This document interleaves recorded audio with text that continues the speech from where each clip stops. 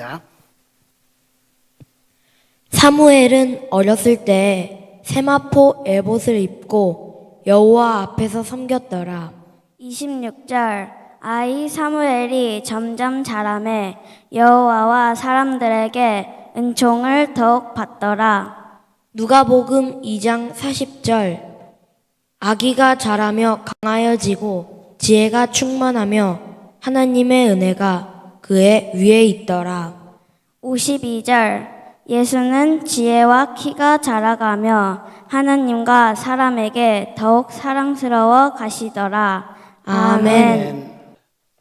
우리 어린이 주일을 맞이하여 교회와 가정과 이 땅의 모든 어린이들이 주의 교양과 훈계로 아름답게 건강하게 양육되기를 간절히 소망합니다. 저는 자녀 키울 아들 하나 딸 하나인데요, 자녀 키울 때보다 우리 손자들에게 2배, 3배 사랑을 쏟고 있습니다. 손자는 5명인데요. 제가 교회를 개척하고 목회에 전념한다는 핑계로 책임을 다하지 못한 것이 두고두고 미안하고, 그래서 혹 그때로 돌아갈 수 있다고 한다면 2배, 3배 더 사랑하고 잘 키울 수 있겠다. 그럴 가능성은 없지만 그런 생각까지 할 정도입니다. 엄마 아빠가 있는데도 불구하고 손자들의 양육의 사명을 제가 다 져야 되는 것으로 이런 간절함을 가지고 있습니다. 이유는 저는 유년 시절 할아버지는 얼굴도 모르고 제가 태어나기 전에 이제 돌아가셨기 때문에, 그리고 아버지는 12살 때 초등학교 5학년 때 돌아가셔서 아버지의 사랑은 1도 없습니다. 참으로 아쉬움이랄까, 참 그리움이랄까, 그런 게 있어요. 그리고 또 하나는요, 시대적인 아픔 때문에 그렇습니다. 이 시대가 제가 진단할 때는 어린이 순환 시대다, 저는 이런 생각을 가지고 있어요. 참 마음 아프고 슬픈 일이죠. 부모로부터 학대받는 어린이가 적지 않습니다. 상상 이상입니다. 또 버림받는 아이들이 있어요. 태어나면서부터 버림받고, 이혼 가정이 늘어나면서 아이들은 안중에도 없습니다. 좀 심한 표현일지 모르겠지만 어린이들 마치 휴지 조각 버리듯이 이렇게 무책임해요. 심지어 부모가 자식을 죽이기도 합니다. 힘없다고. 얼마나 끔찍합니까? 어린이가 자기 소유물입니까? 하나님이 주신 선물인데. 물론 예수님 당시에도 어린이의 가치를 무시하고 수에 치지도 않았어요. 그런 시대였습니다. 그러나 예수님은 그런 시대에 어린이들을 어떻게 대하셨습니까? 어린이에 대한 의미, 그 가치를 뭐라고 말씀하셨습니까? 자, 누가복음 18장 15절에서 18절까지 말씀 우리 함께 봉독하겠습니다. 사람들이 예수께서 만져주심을 바라고 자기 어린아기를 데리고 오매 제자들이 보고 꾸짖거늘 예수께서 그 어린아이들을 불러 가까이 하시고 이르시되 어린아이들이 내게 오는 것을 용납하고 금하지 말라. 하나님의 나라가 이런 자의 것이니라. 내가 진실로 너에게 이르노니 누구든지 하나님의 나라를 어린이와 같이 받아들이지 않는 자는 결단코 들어가지 못하리라 하시니라. 아멘.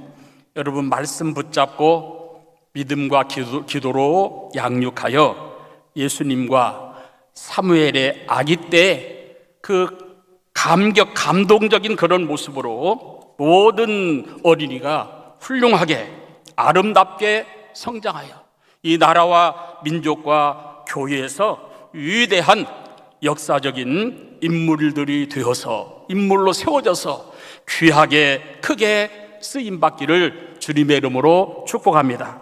그러려면 첫째로 오직 예수님과 사무엘의 모습으로 성장해야 됩니다.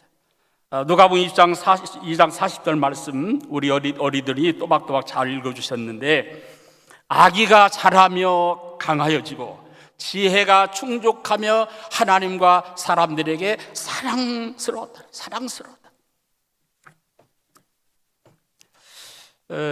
누가복음 그 위에 있더라. 그리고 누가복음 2장 52절에 예수는 그 지혜와 키가 자라며 어떻게 됐습니까? 하나님과 사람에게 점점 사랑스러웠다. 일반적인 상식인데요, 아기가 자라면, 태어나면 가장 중요한 것은 성장해야 됩니다. 성장하되 건강하게, 속사람 겉사람 균형적인 성장, 더 나아가서 사랑받는 어린이로 이렇게 성장했다. 사랑받는 자녀로 성장을 해요.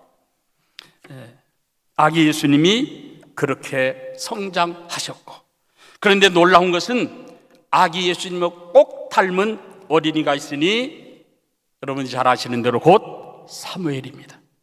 자, 사무엘상 2장 26절에 아이 사무엘이 점점 자라매. 이게 당연한 것이 아니라니까요. 당연한 것이에요. 점점 자라매 여호와와 사람들에게 은총을 더욱 받더라. 여기서 중요한 것은 사무엘이 예수님과 꼭 닮은 모습이었다는 것은 우리의 모든 어린이도 사무엘처럼 예수님의 아기 때 모습과 같이 꼭 닮은 꼴이기를 하나님은 원하시고 매우 기뻐하신다는 사실을 말해주고 있습니다. 여러분, 우리 아이들이 어떻게 성장하면 좋겠습니까? 무엇보다도 사무엘이 아기 예수님 닮기를 원하셨던 하나님의 뜻을 받들어 우리 자녀 또 손자들, 이 시대의 모든 어린이가 예수님 닮은 감동적인 그런 모습의 어린이가 되기를 주님의 이름으로 축원합니다. 그러려면 두 번째, 은혜가 그 위에 있어야 됩니다. 은총이 임해야 됩니다. 40절 말씀, 누가복음 2장 40절 말씀, 하나님의 은혜가 그 위에 있더라. 사무엘상 2장 26절에 여호와와 사람들에게 은총을 더욱 받더라. 사무엘이 하나님에게, 사람들에게 은총을 더욱 받더라. 그렇습니다. 하나님의 은혜라야 됩니다. 하나님의 은혜면 됩니다. 사람이 사람답게 되는 것은 절대로 하나님의 은혜라야 됩니다. 더욱 은총이라야 됩니다. 여러분 잘 아시죠? 이 은총이란 쉽게 이해하시면 됩니다. 특별한 사랑, 하나님의 특별한 사랑, 특별한 복, 이게 은총이라는 말입니다. 예를 들어서 예수 안 믿는 사람 눈에도 비가 오고, 예수 안 믿는 사람 눈에도 햇빛은 비춰집니다. 그렇죠? 똑같이 예수 믿는 사람이나 안 믿는 사람이나 하루 24시간 주어졌습니다. 이것을 뭐라고 하냐? 보편적 은혜라고 말합니다. 근데 우리 예수 믿는 사람들은 이 보편적 은혜, 안 믿는 사람들하고 다 똑같이 주어지는 이 보편적 은혜에서 그치면 안 돼요. 여기서 만족하면 안 돼요. 우리는 그 은혜 위에 뭐예요? 은총을 받아야 됩니다. 은총을 받아야 됩니다. 아멘. 특별한 복, 특별한 은혜, 사랑을 받자 이 말이에요. 왜? 하나님이 그렇게 주시기를 원하시니까. 고린도서 15장 10절에 여러분 잘 아시는 대로 사도 바울의 고백입니다. 나의 다 된 것은 하나님의 은혜로 되었다. 나의 다 된 것은. 사도 바울은 자기를 자랑할 만해요. 가말리엘 문화생이다. 최고의 학부, 우리나라 말하면 서울대 출신, 율법에 통달한 사람이에요. 유대인의 정통 유대인의 혈통을 가진 사람. 그런데 자기 자랑 하나도 하지 않았습니다. 오직 하나님의 은혜로 되었다. 그래서 하나님의 은혜를 우리가 부인한다면 그건 무지고 또 불신일 뿐입니다. 그래서 깨달음의 은혜가 매우 중요한데, 이렇게 하나님의 은혜를 깨닫고 감사하며 모든 영광을 하나님께 돌려드리면, 그러면 어떤 결과로 가져오게 되느냐? 은혜 위에 은혜가 임합니다. 이 은혜 위에 은혜라는 말씀이 무슨 말씀일까? 요한복음 1장 16절에 은혜 위에 은혜로라는 말씀이 있어요. 이 은혜 위에 은혜라는 뜻은 하나님께서 우리에게 은혜를 주시는데 한 번으로 그치지 않고 점진적으로 무한히 주시는, 끊임없이 주시는 은혜를 말합니다. 그렇잖아요. 아침 밥 한번 먹었다고 점심 저녁 안 먹습니까? 그렇잖아요. 계속 끊임없이. 옛날에 은혜 받았다고, 은혜 체험했다고, 그게 10년 가고 20년 갑니까?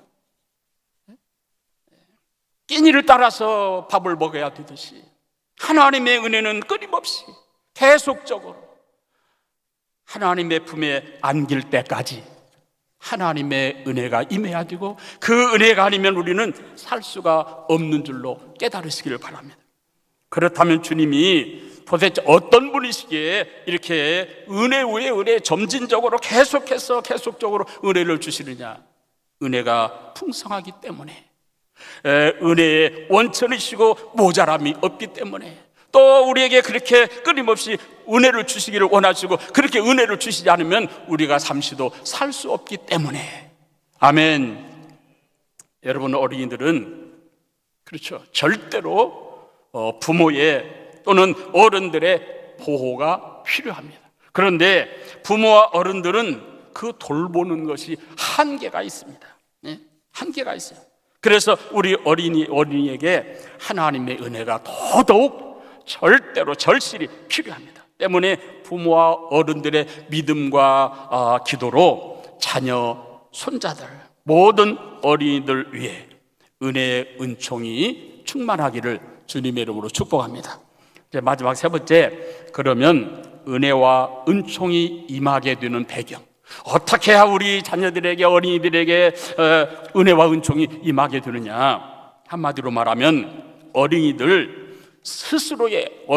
본인 스스로의 믿음으로가 아니라 부모님, 어른들, 그리고 우리 교회에서 또는 학교에서 선생님들의 믿음과 또는 기도로, 또 사랑과 돌봄으로 어린이들에게, 자녀들에게, 손자들에게 하나님의 은혜가, 은총이 임하게 되는 줄로 믿으시기를 바랍니다. 자, 누가복음 2장 41절에서 43절까지 말씀 우리 함께 봉독하겠습니다. 그 부모가 해마다 유월절이 되면 예루살렘으로 가더니 예수께서 12살 되었을 때에 그들이 이 절기의 관례를 따라 올라갔다가 그날들을 마치고 돌아갈 때에 아이 예수는 예루살렘에 머무셨더라. 그 부모는 이를 알지 못하고. 아멘. 이 말씀을 오늘 우리들에게 적용한다면, 예수의 육신의 부모가 매 주일이 되면 아기 예수님을 데리고 교회에 가서 예배를 드렸더라, 이렇게 적용할 수가 있어요. 그랬더니 아기 예수가 예루살렘에, 곧 교회에 있게 되었다, 이런 뜻입니다. 여러분, 아이들이 주일마다 부모님 따라서 교회에 달려와 교회 안에서, 주님 품 안에서 오직 믿음으로 성장할 수 있기를 주님의 이름으로 축복합니다. 사무엘, 그는 선지자요 제사장이요 이스라엘 나라를 세운 건국의 아버지라고 하는 출중한, 그야말로 역사적인 위대한 인물인데 어떻게 그런 인물이 나왔을까? 자, 사무엘상 1장 21절에서 22절까지입니다. 말씀 우리 사모하면서 함께 봉독합니다. 그 사람 엘가나와 그의 온 집이 여호와께 매년제와 서원제를 드리러 올라갈 때에 오직 한나는 올라가지 아니하고 그의 남편에게 이르되 아이를 젖대거든 내가 그를 데리고 가서 여호와 앞에 뵙게 하고 거기 영영이 있게 하리이다 하니. 아멘. 사무엘의 부모가 오늘날로 말하면 교회를 중심으로 오직 말씀과 기도로 양육했다는 것입니다. 주일 성수와 예배를 중심으로 양육했다, 그런 말씀. 오직 신앙의 양육을 위해서 이렇게 결단했습니다. 기도 응답으로 하나님이 주셔서 받았음을 확신하고 사무엘을 하나님께 드리기로 결단하고, 그리고 결단만 한 것이 아니라 기꺼이 실천을 했습니다. 그 말씀이 사무엘상 2장 18절 말씀입니다. 우리 어린이가 똑똑하게 또박또박 읽어주셨는데 우리 다시 한번 함께 봉독합니다. 사무엘이 어렸을 때 세마포 에봇을 입고 여호와 앞에 섬겼더라. 할렐루야. 예수님의 육신의 부모나 사무엘의 부모나 오늘로 말한다면 주일 성수와 예배가 삶의 중심이었다, 그런 뜻입니다. 그래서 부모님의 예배 생활을 통하여 사무엘에게 하나님의 은총이 임하게 되었습니다. 군산에 제가 아는 어떤 교회, 이제 부모님이 다 교회 집사님이고 권사님이고, 근데 아들이 공부를 잘해요. 그래서 중고등학교를 다니는데 주일에도 교회 가지 말고 공부해라. 집사님 권사님 부모가 돼가지고 주일에도 공부를 잘하니까 더 잘해서 좋은 대학, 그래서 서울로 좋은 대학에 갔어요. 그리고 학교 잘 졸업하고 큰 기업에 취직이 됐어요. 자, 이쯤 되었으니 이제 교회 열심히 다녀라. 왜 교회를 다녀야 하냐고. 나 교회 안 다니고 이렇게 공부 열심히 해서 이렇게 좋은 직장에 취직도 하고 그랬는데 교회를 왜 다니냐고. 그때서야 가슴을 치는 거예요. 좋은 대학, 유명한 큰 회사 기업에 취직됐으면 뭐 합니까? 믿음도 없고 교회 다닐 필요 없다고. 그때서야 가슴을 치면서 한탄을 합니다. 남원에 가면은요, 여러분 잘 아시는데 홈불 문학관이 있습니다. 수년 전에 제가 거기 한번 갔었는데, 이 작가 최명희 씨는 독실한 기독교인이었는데 이제 47년생이에요. 그런데 안타깝게 난소암으로 51세에 이세에 소천을 합니다. 이 홈불이라는 말이 영혼의 불, 그런 뜻이에요. 이 책 한 권을 세상에 내놓기까지 17년이 걸렸더라고요. 사무실 한쪽에 있는 이 기와장에 새긴 글을 읽어보니까 그 한 권의 책이 나오기까지 이로 말로 다 할 수 없는 몸부림을 했더라고요. 제가 그때 깨닫기를, 거저드는 것은 없구나. 소설가고 작가라고 해서 술술 책을 쓰는 것이 아니구나. 물론 이미 다 짐작은 하고 있었지만 이를 새삼 실감을 했습니다. 자, 우리 자녀들이요, 다 어떤 바람은 있죠. 그런데 저절로 되는 것이 아니라니까요. 저절로 되는 것이 아니에요. 이게 뭐가 따라야 되느냐? 흔히 말해서 반드시 희생이 따라야 됩니다. 사실은 부모가 자녀들 또 어른들이 어린이를 위한 것, 어떻게 보면 희생이랄 수는 없지만 굳이 우리가 필요하다고 한다면 희생. 그렇죠? 희생 없이 어떻게 뭐가 나옵니까? 자, 요한복음 12장 24절에 주님이 이렇게 말씀을 주셨어요. 우리 함께 봉독합니다. 내가 진실로 진실로 너에게 이르노니 한 알의 밀이 땅에 떨어져 죽지 아니하면 한 알 그대로 있고 죽으면 많은 열매를 맺느니라. 아멘. 희생 없는 열매는 없습니다. 그렇죠. 우리 이제 봄이 돌아오면 이제 땅을 이제 다듬어서 가지고 갈고 그래서 씨를 뿌리잖아요. 그 씨앗이 죽어서 싹이 나서 자라고 그래서 열매를 맺게 되는 거예요. 한 알 그대로 땅에 묻혀 그대로 있으면 아무것도 없어요. 그런데 이제 이게 어떻게 이걸 감당할 수가 있냐? 그러면 나는 희생하면 희생한 것으로 그러면 나는 뭐냐? 그러면 이렇게 우리가 말씀을 거부할 수가 있는데 여기에 대해서 요한복음 12장 25절 26절에 주님이 이렇게 말씀을 주셨어요. 자, 함께 읽습니다. 자기의 생명을 사랑하는 자는 잃어버릴 것이요 이 세상에서 자기 생명을 미워하는 자는 영생하도록 보존하리라. 사람이 나를 섬기려면 나를 따르라. 나 있는 곳에 나를 섬기는 자도 거기 있으리니 사람이 나를 섬기면 내 아버지께서 그를 귀히 여기시리라. 아멘. 우리가 주 안에서 말씀 붙잡고 믿음으로 이렇게 희생적인 그런 정신과 그런 마음가짐, 태도, 자세를 가지고 기꺼이 희생하면은요 희생하면. 죽고자 하는 자는 살고 살고자 하는 죽으리라. 반드시 그렇습니다. 부모와 할아버지 할머니, 교회에서 어른들과 그리고 선생님들의 믿음과 기도, 섬김으로 또는 희생으로 어린이들이, 자녀들이 하나님께 귀하게 여김받으면 참 좋겠습니다. 아멘. 사실 자녀 손자를 위해서, 교회가 어린이들을 위해서, 우리 사회가, 기성세대가 어린이들을 위해서 희생할 만한 가치는 충분한 줄로 믿습니다. 그렇잖아요. 아까 장로님 기도하실 때 다음 세대 위해서 기도하셨는데, 그렇잖아요. 다음 세대에 어떻게 할 거냐고. 우리나라의 장래가 크게 우려되는 것이, 여러분 다 알고 있지 않습니까? 저출산인데, 이 저출산의 본질적인 원인은 제가 진단할 때는 가장 심각한 것은 이 양육에 대한, 양육을 감당하기가 어렵다, 못한다. 그런데 그 이면에는 뭐가 있냐? 제 진단이 잘못된지는 모르겠는데 나는 희생하기 싫다. 희생하기 싫다. 옛날에 굶주리고 그런 이야기 하면은 좀 신세대 어린이들이 말이죠, 그럼 라면이라도 먹지 그러냐고 그런다고. 요즘 어른들이 저 젊은이들이 말이에요, 그렇게 희생, 그런 것에 대해서 두려움이랄까, 이기적이라고 할까, 막 그런데, 옛날 우리 부모님들 자녀들을 위해서 희생한 것, 그 양육에 대한 그 희생, 그거 생각하면 오늘 아무것도 아니니까 비교가 안 되는 거죠. 비교가 안 돼요.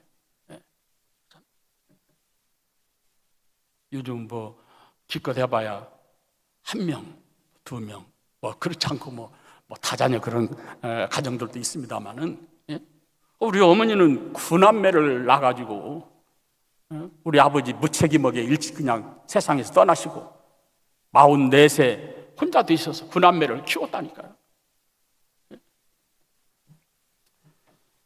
프랑스라고 하는 나라는 잘 아시다시피 나라가 책임지는 그런 나라예요. 우리나라도 그런 정책이 필요한데, 이것은 국가 차원에서 해야 할 대책이고, 우선 우리가 할 수 있는 것은 그렇잖아요. 교회에서 어린이들, 교회가 더 뜨거운 관심과, 그리고 어린이들을 위한 프로그램이랄까, 또 기도하고 믿음으로 뒷받침하고 이끌어주는 이런 정신이, 이런 마음가짐이 필요하고, 우리 그리스도인들의, 우리 신앙인들에게 있어서 어린이들 사명감으로, 그렇잖아요. 사명감. 저는 사실은 우리 목교 초년 때 선배 목사님들이요, 귀가 따갑도록 들었어요. 아이 2 이상 나면은 누가 교회에서 청빙도 안 한다. 그 둘만 낳아야 된다. 그래서 둘째 낳고, 우리 안 사람하고 은은도 없이 허락도 없이 그냥 더 이상 안 낳는 것으로 조치를 했다니까요, 병원에서. 내 맘대로. 왜? 셋, 넷 돼가지고 어디서 교회에서 오라는 데가 없으면 어떻게 하겠어요? 근데 지나놓고 보니까, 지금 와서 보니까, 셋, 넷 정도 낳았을 것인데 얼마나 억울한지 몰라요.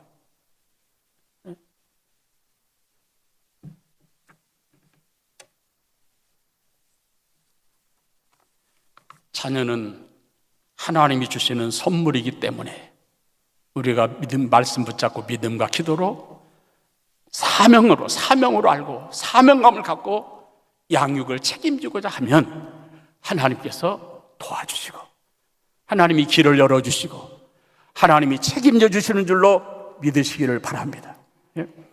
우리 아들 하나 딸 하나 지금 그냥 이렇게 평범하게 살고 있는데, 지나놓고 보면요, 우리가 무슨 뒷바라지하고 무슨 양육을 어쩌고, 다 하나님의 은혜로 이만큼 이렇게 지금 살고 있어요. 제가 목교했던 광성교회가요, 여러분 아실 거예요. 막 속칭 열대자라는데, 열대자. 나는 처음에 그 동네 이름을 들을 때 무슨 열대지방 그런 의미로 들려요. 근데 열대자. 뭐 조금 그 의미가 있는데요. 아무튼 중고등학교 다닐 때요, 거기서 버스가 출발하면 학교까지 우리 아들이 제일 중학교를 다니는데 1시간 이상을 해요.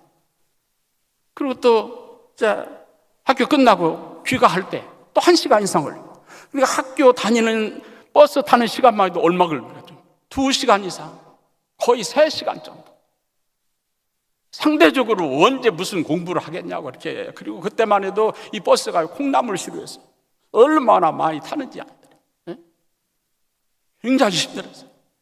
그런 환경 속에서 그래도 우리 아들, 딸, 그 열대자라고 하는 게 이제 그 일제시대 때 간척에서 생긴 그런 마을인데, 저는 잘 모르죠. 교인들이 그러더라고요. 열대자 역사 이래 중앙대 이화여대 간 거 처음이다. 처음부터 뭐 전혀 그런 꿈도 없었고 그런 기대도 없었고 하나님이 이렇게 다 보내신 거예요. 아멘. 좋아요. 우리 아들 딸이 그렇게 잘 됐다고 그러니까 또 아멘도 안 하시잖아요, 저렇게. 예? 하나님이. 그러니까 하나님이 주시는 대로 그냥 낳아서 키우고, 예? 어차피 하나님의 하나님의 은혜로 되는 건데, 예? 양육 걱정하지 마시고 말씀 붙잡고 믿음으로 기도로 뒷바라지하면 하나님이 책임져 주시는 줄로 믿습니다. 말씀 마칩니다. 우리 중앙교회 모든 어린이들, 가정의 자녀들 오직 예수님처럼, 오직 사무엘처럼 그렇게 양육되고 또 말씀과 믿음과 기도로 뒷받침이 되어서 그런 훌륭한 위대한 그런 신앙의 인물로 이렇게 나오기를 주님의 이름으로 축복합니다. 아멘. 하나님 아버지, 어린이 주일을 맞이하여 어린이 주일로 지키면서 저희들이 말씀을 통하여 다시금 다짐하고 결단합니다. 하나님이 뜻이 계셔서 우리 가정에, 우리 교회에, 또 우리 사회에 선물을 주신 귀여운 어린이들, 오직 예수님 아기 때처럼, 어린 사무엘처럼 그렇게 키가 자라며 강하여지고 지혜가 충족하여 하나님과 사람들 앞에 사랑스러운 그런 모습으로만 성장하게 하옵소서. 사명감으로 하나님께로부터 주시고 받은 귀여운 선물, 어린이들, 자녀들, 하나님 책임감을 가지고 감당하게 하여 주옵소서. 예수님의 이름으로 간절히 기도하옵나이다. 아멘.